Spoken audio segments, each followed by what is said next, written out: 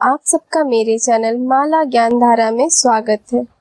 इस वीडियो में हम जानेंगे आखिर भगवान गणेश को क्यों लगाना पड़ा था हाथी का ही सिर। तो चलिए वीडियो की शुरुआत करते हैं। भगवान गणेश हिंदू धर्म में सभी देवी देवताओं में एक विशेष स्थान रखते हैं। गणेश चतुर्थी को भगवान गणेश के जन्मोत्सव के रूप में मनाया जाता है। वैदिक पंचांग के अनुसार भाद्रपद माह के शुक्ल पक्ष की चतुर्थी तिथि 6 सितंबर 2024 को दोपहर 3:31 पर शुरू होगी और अगले दिन यानी 7 सितंबर 2024 को संध्या काल 5:33 पर समाप्त होगी। अंततः 7 सितंबर 2024 को गणेश चतुर्थी मनाई जाएगी। यह उत्सव 10 दिनों तक मनाया जाता है।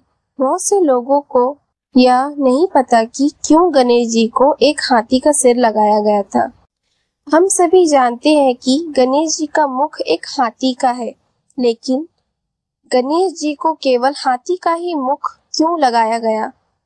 इसके पीछे भी एक पौराणिक कथा है, जिसके अनुसार भगवान शिव द्वारा एक असुर को दिए गए वरदान के फल स्वरूप गणेश जी को एक हाथी का सिर लगाया गया।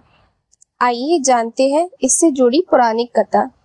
पौराणिक कथा के अनुसार एक गजासुर नाम का राक्षस था, जिसका सिर हाथी का था। वह शिव जी का परम भक्त था और वह दिन रात शिव जी की आराधना में लीन रहता था। उसने शिव जी को प्रसन्न करने के लिए बहुत तपस्या की। शिव जी गजासुर से प्रसन्न होकर प्रकट हुए और बोले, मैं तुम्हारी तपस्या से प्रसन्न हुआ। बोलो, तुम क्या वरदान चाहते हो? तो गजासुर ने कहा, मैं जब आपकी आराधना करता हूँ तो कीट पक्षियों से मुझे परेशानी होती है, तो मुझे वरदान दे कि मेरे शरीर से हमेशा तेज अग्नि निकलती रहे, जिससे कोई मेरे पास ना आ पाए और मैं निर्विघ्न होकर आपकी आराधना कर सकूं। शिवजी ने गजासुर को उसका मनचाहा वरदान दे दिया और वह फिर से शिव जी की आराधना में लीन हो गया। और उसके हजारों सालों की घोर तपस्या के बाद शिव जी फिर से प्रकट हुए। गजासुर से प्रसन्न होकर शिव जी ने उसे वरदान मांगने को कहा। इस बार गजासुर ने शिव जी को ही मांग लिया। उसने महादेव से वरदान मांगा कि आप कैलाश छोड़कर मेरे पेट में समा जाएं। भक्त की इच्छा पूर्ति के लिए शिवजी उसके पेट में समा गए। शिवजी के कैलाश ना लौटने पर माता पार्वती चिंतित हो गई। इस पर उन्होंने भगवान विष्णु का स्मरण किया और उनसे शिव जी को ढूंढकर वापस लाने की बात की। इस बात पर भगवान विष्णु ने अपनी लीला से ग्वाले का रूप धारण किया। वहीं नंदी को नाचने वाला बैल बनने को कहा और नंदी को सजाया। दोनों गजासुर के पास पहुंचे। विष्णु जी ने नंदी बैल को गजासुर के सामने नाचने को कहा और विष्णु जी ग्वाले के रूप में बांसुरी बजाने लगे।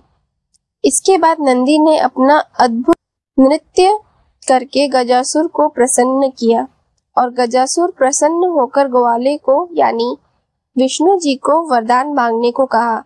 तो विष्णु जी ने कहा, आप तो शिव जी के परम भक्त हैं। शिव जी की कृपा से ऐसी कोई चीज नहीं जो आप हमें ना दे पाए, परंतु हमें संकोच हो रहा है आपसे कुछ मांगने को। कहीं आप देने से इनकार तो ना कर देंगे?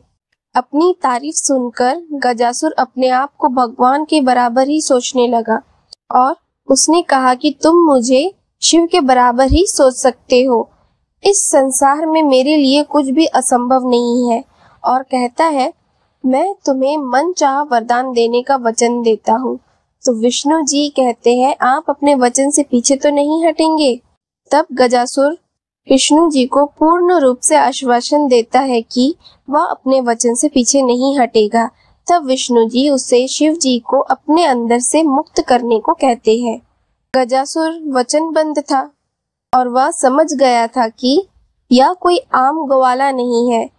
फिर उसने शिवजी को मुक्त किया और गजासुर को अपनी गलती का आभास हुआ, तो उसने सभी से हाथ जोड़कर क्षमा मांगी और एक आखिरी वरदान मांगा।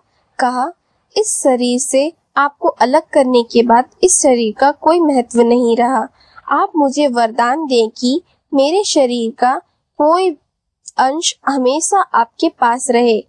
तब भगवान शिव ने उसे क्षमा करते हुए ये आशीर्वाद दिया कि तुम हमेशा मुझे देख सकोगे।